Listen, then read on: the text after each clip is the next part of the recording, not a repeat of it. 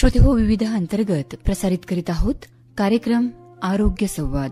यामध्ये आपण ऐकाल स्त्रियांमध्ये उद्भवणारे विविध आजार आणि त्यावरील उपचार याविषयी प्रसिद्ध स्त्रीरोग तज्ज्ञ डॉक्टर मोनाली ढोले यांची आशिष गावंडे यांनी घेतलेली मुलाखत. या कार्यक्रमाला निर्मिती सहाय्य प्रशांत बैस यांचं, तर या कार्यक्रमाचे सादरकर्ते आहेत आशिष गावंडे. श्रोतेहो नमस्कार.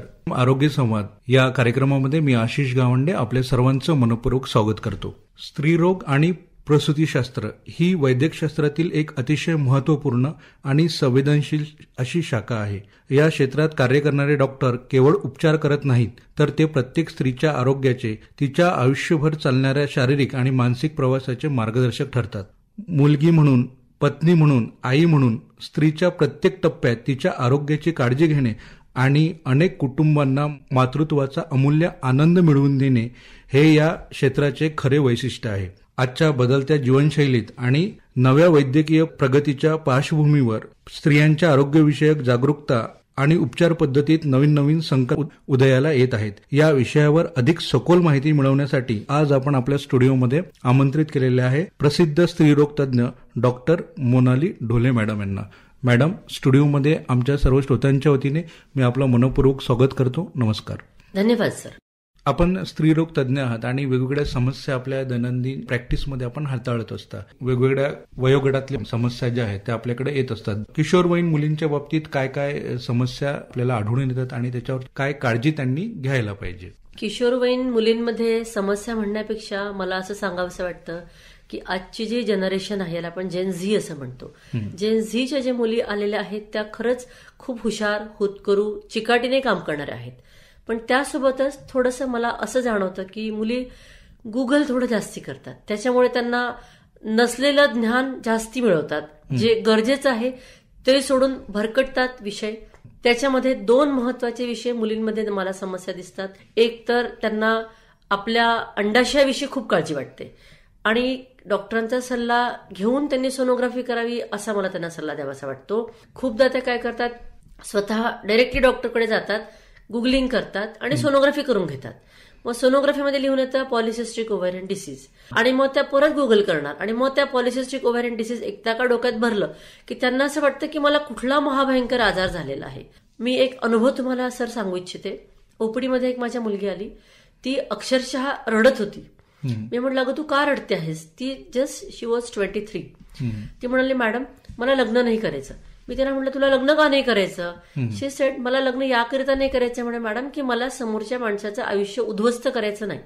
म्हटलं, दुसऱ्याशी लग्न करून तिचं आयुष्य तू का उद्ध्वस्त करणार? तर ती बोलली, मॅडम मला पॉलिसिस्टिक ओव्हरीज आहे, मी जर का लग्न केलं त्याच्याशी तर त्याला मूलच होऊ शकणार नाही, मला मूल होऊ शकणार नाही, मला पुढे जाऊन कॅन्सरची भीती राहील आणि म्हणून मला त्याचं आयुष्य उद्ध्वस्त करायचं नाही.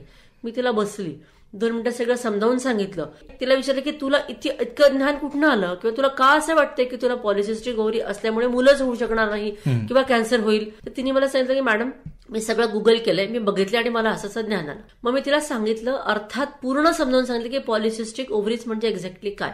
तर मला श्रोते हो तुम्हाला असं सांगावंसं वाटतं की पॉलिसिस्टिक ओव्हरी हा एक आजार नाही, तो आपल्याला मिळणारा, जसं कुणाचं नाक सरळ असतं, कुणाचं नाक चपट असतं, तसंच काही लोकांच्या ओव्हरीज जन्मजात थोड्या वेगळ्या प्रकारच्या असतात किंवा नुसत्या ओव्हरीज नाही, बट ऑन द कॉन्ट्ररी त्यांचं जेनेटिक्स थोड्या वेगळ्या प्रकारचं असतं. म्हणून त्याचं रिफ्लेक्शन म्हणून त्या ओव्हरीज त्या प्रकारच्या असतात. कारण पॉलिसिस्टिक ओव्हरीज हा पॉलिमॉर्फिक डिसीज आहे.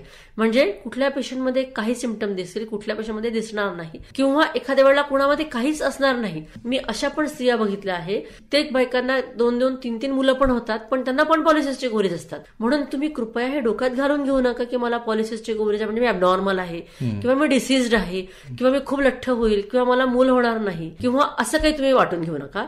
तुम्ही प्रॉपर कन्सल्टकडे जा, ते तुम्हाला छान बसून समजावून सांगतील की पॉलिसिस्टिक ओव्हरीज हे जस्ट अ व्हेरिएशन, ज्याला आपण बदलू शकत नाही. What max you can do is वजन वाढू देऊ नये, आपलं डाएट छान ठेवावं आणि आपण आठवड्यातनं कमीत कमी 5 दिवस तरी नियमित व्यायाम करावा, जो एका दिवसाला 30 ते 50 मिनिटं राहील. एवढं जर तुम्ही केलं तर तुम्ही पॉलिसिस्टिक ओव्हरी हे variation easily you can conquer that thing आणि डोक्यातनं पहिले काढा की it is not a disease, it is just a variation. बरोबर. त्याचबरोबर एक पीसीओडी ही एक संकल्पना सुद्धा आहे, याबद्दल काय सांगाल? पीसीओडी हे पॉलिसिस्टिक ओव्हरीचंच एक शॉर्टकट आहे. मुलं आजकाल खूप शॉर्टकट वापरतात. पॉलिसिस्टिक ओव्हरीचा आहे पीसीओडी. बट मेडिकली आता जे रिसेंट ट्रेंड्स आलेले आहे, मेडिकल सायन्स पण every year it goes on increasing or new research come. So because of this आता काय म्हणतात ते there are two terminologies, polycystic ovarian disease आणि पॉलिसिस्टिक ओव्हेरियन मॉर्फोलॉजी आणि polycystic ovaries. So what it is polycystic ovaries म्हणजे ओव्हरीमध्ये polycystic pattern आहे, that is a morphism. असं म्हणतात आजकाल की पाळी सुरू झाल्यानंतर पहिले 10 वर्ष we do not label anybody as PCOD, we just see what are the cycles. कारण पॉलिसिस्टिक ओव्हरीज किंवा पीसीओडी डायग्नोज करण्याचे क्रायटेरियाज आहे. There are major criterias and minor criterias. Major criterias are irregular periods or some laboratory findings and the body system. And there are minor criterias. जे patient त्याच्यामध्ये fit बसतील त्यांनाच आम्ही after 10 years of starting their periods polycystic ovaries or PCOD label करतो, otherwise नाही. बरं madam, प्रजनन क्षमतेच्या बाबतीत काय काय समस्या आढळून येतात आणि त्याच्यावर काय काळजी घेतली पाहिजे? हा एक खूपच विचार करण्यासारखा आणि डिस्कस करण्यासारखा विषय आहे. मीच काय बघणार आता, मला तर प्रॅक्टिस करून सपोज 25 years झाले, पण त्याच्या आधीपासनं भारत देशामध्ये किंवा इन जनरल वर्ल्ड वाईड सुद्धा मूल होण्यासाठी इतकं कोणाला स्ट्रगल करावं लागलं नाही, इतकं या लास्ट 10 वर्षांमध्ये करावं लागतंय. असं म्हणता येईल की fertility rate is declining. That too आम्ही फर्टिलिटी रेटला 2 भागामध्ये विभाजतो. एक असतं प्रायमरी फर्टिलिटी म्हणजे ज्याला कधीही प्रेग्नन्सी राहिलेली नाही. एक असतं सेकंडरी फर्टिलिटी म्हणजे ज्याला एकदा कन्सेप्शन झालेलं आहे पण दुसऱ्यांदा होत नाही. विथ टाइम दोन्ही पण फर्टिलिटी रेट आर डिक्रीजिंग. एक तर पहिली गोष्ट म्हणजे लेट मॅरेजेस. पहिले काळी जे लग्न व्हायची 21व्या वर्षी, 22व्या, मॅक्सिमम 23व्या वर्षी, ती लग्नच आता 30व्या वर्षी, 32व्या वर्षी होतात आहे. त्याच्यामुळे ओव्हरीचं जे एक प्रजनन क्षमता असते त्याला AMH लेव्हल्स म्हणतात किंवा त्याला मूल देण्याची जी क्षमता आहे ती कमी होते. दुसरं, जितकं वय वाढत जातं तसतसं आपल्या ओव्हरीजमध्ये किंवा युट्रसमध्ये थोडेफार जे बदल येतात, ज्याच्यामध्ये एंडोमेट्रियोसिस आलं, ज्याच्यामध्ये फायब्रॉइड्स आले, ह्या पण गोष्टी वाढत जातात. शिवाय जितकं वय वाढत जातं तितकं तुमची बॉडी पण स्टबॉर्न होते. हा एक गोष्ट झाली. दुसरी गोष्ट, वाढणाऱ्या इन्क्रीजिंग पोल्युशनमुळे, मेनली द प्लास्टिक, ज्याला आपण कार्बन प्रिंट म्हणतो, त्या प्लास्टिकमुळे रिसर्चमध्ये असं बघितलं गेलेलं आहे की बेबीच्या प्लासेंटाच्या बेसला पण प्लास्टिक त्याने आयडेंटिफाय केले आहेत. इव्हन आर्टरीज, कारण की आता येणारे हार्ट अटॅक्स आहे किंवा ज्या बाकी आजार पण होतात त्याच्यामध्ये पण त्यांनी म्हटलेलं आहे की the increasing pollution is causing all these detrimental factors. So the fertility is definite decreasing, which is a worrisome. We can stop it. एक आयडियल एजमध्ये लग्न केलं, रॅदर असं म्हणता येईल की खूप उशिरा लग्न करू नका, करिअर सॅक्रिफाईस करा असंही मी म्हणणार नाही, but let the both things go hand in hand. बरोबर. हे तर झालं प्रजनन क्षमतेच्या बाबतीत. तर प्रसूतीच्या बाबतीत सुद्धा काही समज आणि गैरसमज आहेत. तसंच आता नवीन नवीन तंत्रज्ञान सुद्धा याविषयी डेव्हलप होत आहे. तर याविषयी आमच्या श्रोत्यांना काय सांगाल? आता डिलिव्हरीच्या बाबतीत सांगायचं तर तो खूप मोठा टॉपिक ऑफ डिस्कशन आहे परत, आणि त्याच्यामध्ये खूप कॉन्ट्रोव्हर्सीज पण असू शकतील. माझं जे फ्रँक मत आहे, जे मी बघते आता इंडियामध्ये ज्या डिलिव्हरी कंडक्ट करणारे डॉक्टर्स आहे, India is going towards developed country, developing पासून. त्याच्यामुळे आता गव्हर्नमेंटचं असं आहे की प्रत्येक डिलिव्हरी ही हॉस्पिटललाच झाली पाहिजे. They are making it sure. ते रुरल बेसला असो की ते सिटी बेसला असो, हा एक वन फॅक्टर आहे which is really good one. कारण आपल्याला आपल्या देशाची मॉर्टॅलिटी कमी करायची आहे. त्याला MMR असं म्हणतात, मॅटर्नल मॉर्टॅलिटी रेट, मृत्यूदर. तो सिरियसली आपल्याला कमी करायचा आहे. आणि अभिमानाची गोष्ट आहे की महाराष्ट्राचा मृत्यूदर पूर्ण देशामध्ये खूप कमी आहे. आणि because we have a great health care system in Maharashtra. त्याच्या बाबतीत हा तर गोष्ट चांगलीच आहे की आपण बेटर हेल्थ केअर दिलं पाहिजे मदरला. त्याच्यासाठी त्यांचं हिमोग्लोबिनच्या लेवल्स वाढवून ठेवणे, त्यांचं ब्लड प्रेशर कमी असू देणे, हे आपण सगळं करायला पाहिजे.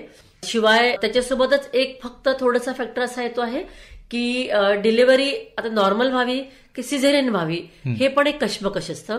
दोन्ही डिलिव्हरीच्या processes equally safe, equally good आहेत. पण बिकॉज की India is going more urban, त्याच्यामुळे आता पहिलेच्या घडीला जशा बायका खूप काम करायच्या किंवा त्यांची खूप मसल पॉवर राहायची किंवा त्यांना मुलं पण जास्ती व्हायची 3, 4, 5, तेव्हा आयडेंटिफाईंग फॅक्टर्स पण खूप कमी होते.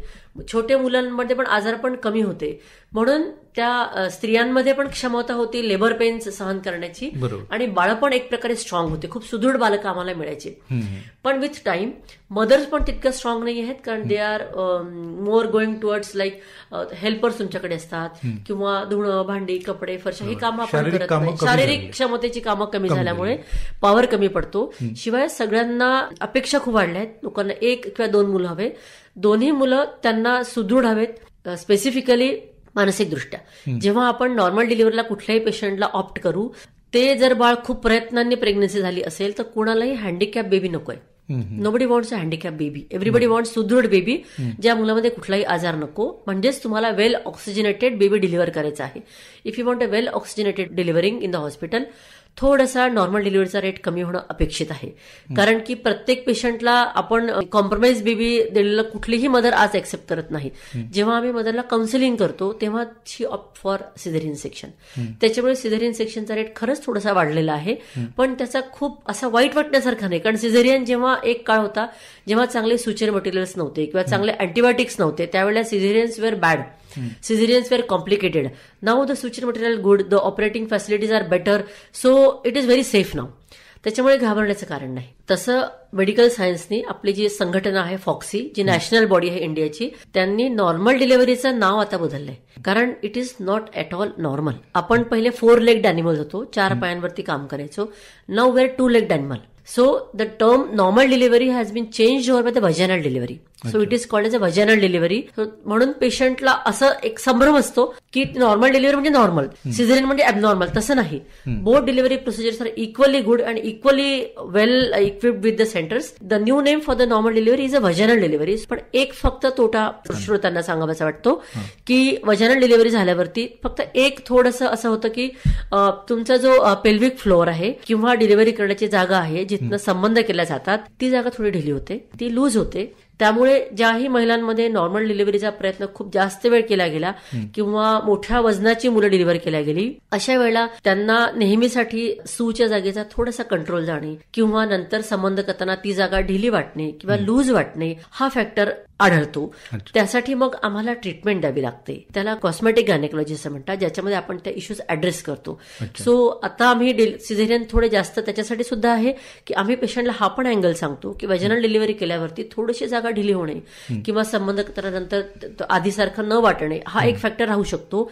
तर बरेचसे patient they opt for caesarean delivery. अच्छा, हे तर आपण प्रसूतीपर्यंत आलेलो आहोत. त्याच्यानंतर मेनोपॉजची सुद्धा एक महत्वाची समस्या महिलांमध्ये आढळून येते. तर याबाबत कोणती काळजी घेतली पाहिजे याबद्दल आपण काय सांगाल? मेनोपॉजच्या बाबतीत मी म्हणेल की भारतीय महिला खूप स्वतःला निग्लेक्ट करतात. इतक्या लेव्हलला निग्लेक्ट करतात की देशामध्ये दर मिनिटाला 8 महिला या गर्भाशयाच्या मुखाच्या कॅन्सरनी मृत्युमुखी पावत आहेत. ज्या गोष्टीचं इतकं जास्त प्रमाण असेल त्या एका छोट्या गोष्टीला आपण महत्व देत नाही. मी सर्व महिलांना जेव्हा पण त्या तपासायला येतात, 40 वर्षाच्या वरच्या महिला, 2 मिनिटं वेळ घालवून काउन्सिलिंग करते. काउन्सिलिंगमध्ये मला 2च गोष्टी त्यांना सांगाव्याशा वाटतात की ज्याही महिला 40 वर्षांच्या वरच्या आहे त्या महिलांनी एकदा आपली LBC लिक्विड बेस्ड सायटोलॉजी ही टेस्ट जरूर करून घ्यावी, जी केल्याने आपण गर्भाशयाच्या मुखाच्या कॅन्सरपासून दूर राहू शकू, जो की देशामध्ये भारतीय महिलांमध्ये नंबर 1 किलर आहे. आणि हा कॅन्सर असा आहे जेव्हा होतो म्हणजे ज्याचे सिम्पटम्स आपल्याला येतात किंवा माहिती पडतं आहे, युजली आता सुद्धा भारतामध्ये it is detected at stage 4 or stage 3 level, where in the treatment is not available. जेव्हा की आम्ही सर्जरी पण करू शकत नाही, मग पेशंटला रेडिओथेरपी, किमोथेरपी या सगळ्या ट्रीटमेंट द्याव्या लागतात. And life is really miserable I will say. कारण रेडिओथेरपी सगळ्यांना माहिती आहे खूप जास्त वेदनादायक आहे. म्हणून या मेनोपॉजच्या महिलांनी कृपया तुम्ही मेनोपॉज जेव्हा तुम्हाला येणार असेल त्याच्या 3 वर्ष आधीपासून कामाला लागा की तुमची सेकंड इनिंग सुरू झालेली आहे आणि माझं म्हातारपण मी कसं चांगल्या प्रकारे घालवू शकेल याच्यासाठी 2-3च गोष्टी त्यांना करायची आहे. एक मी सांगेन, त्यांनी त्यांचं LBC किंवा पॅप टेस्ट करून घ्यायला पाहिजे. सगळ्या गव्हर्नमेंट सेक्टर्समध्ये this test is available free of cost. Private सेक्टरमध्ये सुद्धा 1600 रुपयांची फक्त ती मात्र टेस्ट आहे, तुम्ही निश्चित करून घ्या. एवढा पैसा आपण कुठेही खर्च करतो. दुसरी एक, तुम्ही काही प्रकारच्या सप्लिमेंट्स असतात, जसं की मेनोपॉज जर का आला तर तुमच्या शरीरातलं कॅल्शियम झिजतं, तुमचा इस्ट्रोजन कमी होतो. ते 2 गोष्टींचं supplementation which is very very cheaper. You should start 3 years before you achieve menopause. तिसरं, at least one sonography at the age of 50 is must for every woman, and after that every 5 years.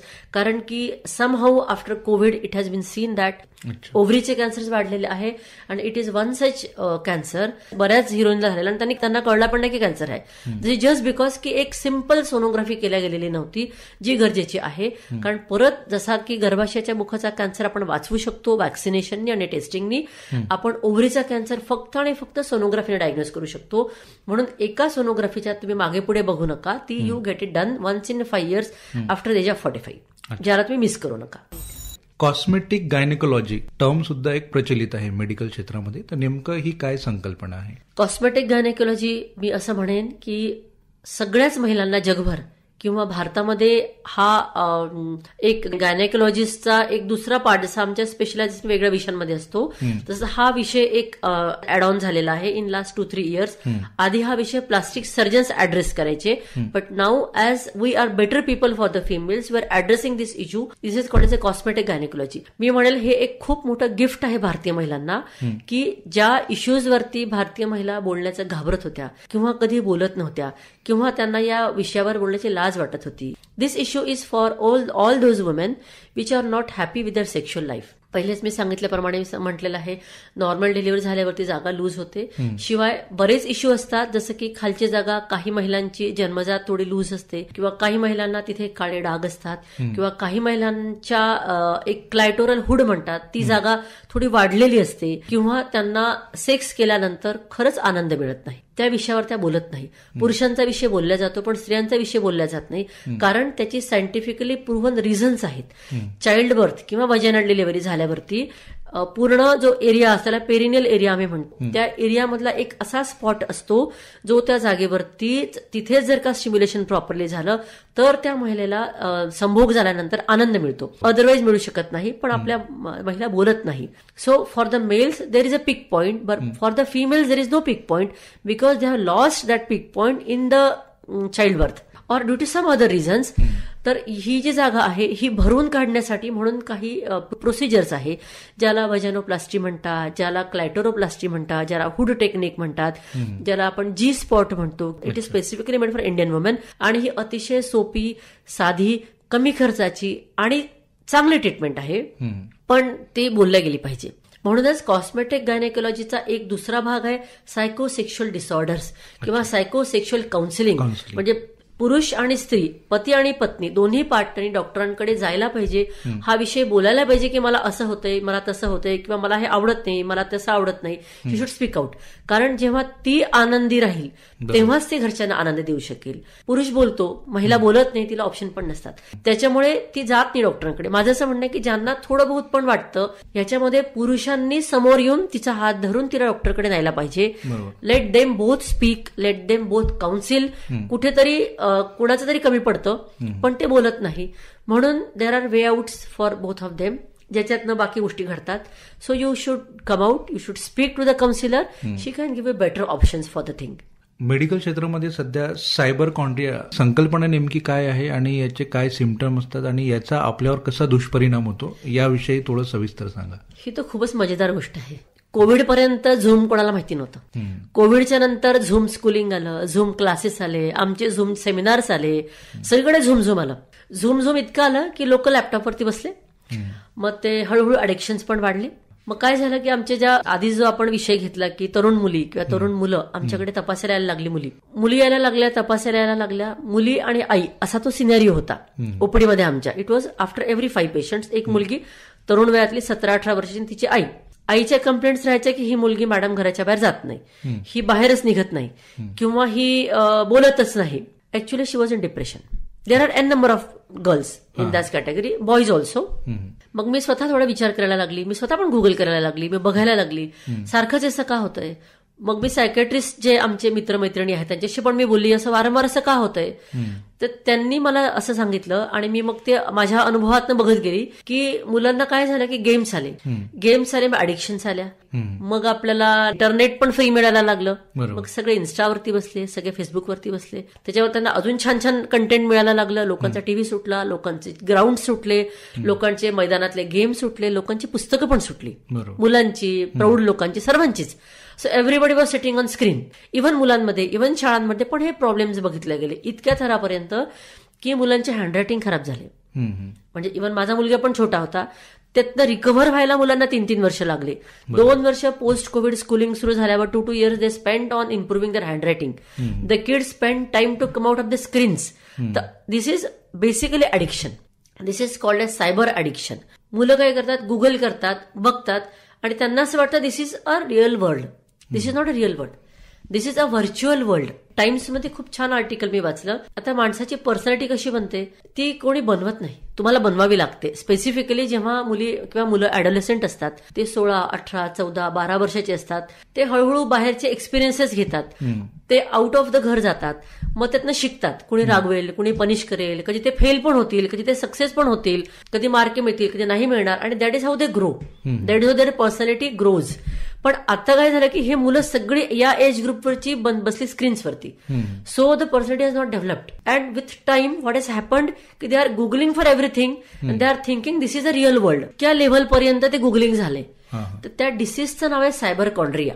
That means whatever you are reading you think that disease is to me. मी सर्वात पहिल्यांदा बोलताना ज्या मुलीची कथा सांगितली की मला पीसीओडी मी लग्न करणार नाही, this was cyberchondria. She was reading, she was thinking she has that disease. आजकाल तर मुलींना असं वाटतं की मला डिप्रेशन आहे, मला सुसाईड अटेम्प्ट्स आहे. आताच मी येता बघून एक मुलगी आली, तिला पोटामध्ये साधे ओरटाचे पल्सेशन्स लागतात, पोट कारण तिचा फ्लॅट आहे, तिला असं वाटतं की माझ्या पोटात ट्युमर आहे. Now she is thinking she has a tumour in abdomen. Now she is not willing to get married. आता गेल्यावर परत तिला मला काउन्सिलिंग करून बसणं आहे. This is what is cyberchondria about. Whatever you read you think that disease is with you. तर माझं तरुण पिढीला, महिलांना, सगळ्यांना हे म्हणणं आहे, स्क्रीन्स वापरा पण स्वतःला लिमिट ठेवा. व्हर्च्युअल वर्ल्ड आहे, खरं आहे, सगळं आहे, त्यातनं नॉलेज घ्या, पण कुठनं घ्या. जो बोलतोय, जो लिहितोय, जो सांगतोय तो काय शिकला, नॉलेज किती, डिग्री किती, अकॅडमिक क्वालिफिकेशन्स काय आहे आणि तो कशासाठी ऍड देतो आहे. तुम्ही कुणाला पण फॉलो नका करू ब्लाइंडली. एखादा युट्यूबर आला बोलला त्यालाच तुम्ही फॉलो करताय. अरे युट्यूबर तर आत्महत्या करतात ना लोक. यू हॅव सीन, आपल्यासमोर एक्झाम्पल आहे. सो किती फॉलो करायचं हे आपल्यावरती आहे. So don't follow it blindly. तुम्ही डेफिनेटली वेब मीडिया चांगला आहे, पण टू सर्टन एक्सटेंट त्याला तुम्ही कुठल्या तरी क्वालिफाईड व्यक्तीकडनं तो कंटेंट टेस्ट करून घ्या की हा जो बोलतोय किंवा हा जो सांगतोय. कारण की आता मी मेडिसिनच्या बाबतीत जर का म्हणेल, आम्ही शिक्षणाला 10 वर्ष घेतली, बरोबर आहे. ते तुम्ही 2 मिनिटाच्या व्हिडिओने शिकू शकाल का? You cannot. So you learn it, you get the things from them, but get it certified from the qualified person. Whatever they are talking, is it true or not? Then only you move ahead and think that you have that disease. This is all about Google Doctor or cyber कॉन्ट्रिया. Madam, तुमच्या आवडीचं कोणतं गीत त्यांना आमच्या ऐकवाल तुम्ही? गाणी तर मला सगळीच आवडतात. मी सकाळी उठते, माझा दिवस असा सुरू होतो, पहिले माझा ऑल इंडिया रेडिओ लागतो, मग ती गाणी लागतात आणि मी सगळी गाणी ऐकते. मग मुलगा उठतो, मग शाळेची तयारी, म्हणून रेडिओ समहाऊ माझं अपब्रिंगिंग तसं झालं असेल कदाचित, म्हणून I am very close to radio. मी सगळीच गाणी ऐकते सर. त्यातल्या त्यात मला मराठी गाणी खूप आवडतात. राधा ही बावरी हे गाणं ऐकायला मला आवडेल. मॅडम, आमच्या स्टुडिओमध्ये आलात आणि वेगवेगळ्या आधारांविषयीची आम्हाला सखोल अशी माहिती दिली. आकाशवाणी परिवारातर्फे मी आपला मनापासून आभारी आहे. धन्यवाद. धन्यवाद सर, मला पण खूप आनंद झाला. तर श्रोतेहो, मी आशिष गावंडे आपला निरोप घेतो. भेटूया पुढच्या कार्यक्रमात. तोवर नमस्कार. श्रोतेहो, आताच आपण आरोग्य संवाद हा कार्यक्रम ऐकलात. या कार्यक्रमाची निर्मिती सहाय्य होते प्रशांत बैस यांचे, तांत्रिक सहाय्य गणेश देशमुख आणि या कार्यक्रमाचे सादरकर्ते होते आशिष गावंडे. ही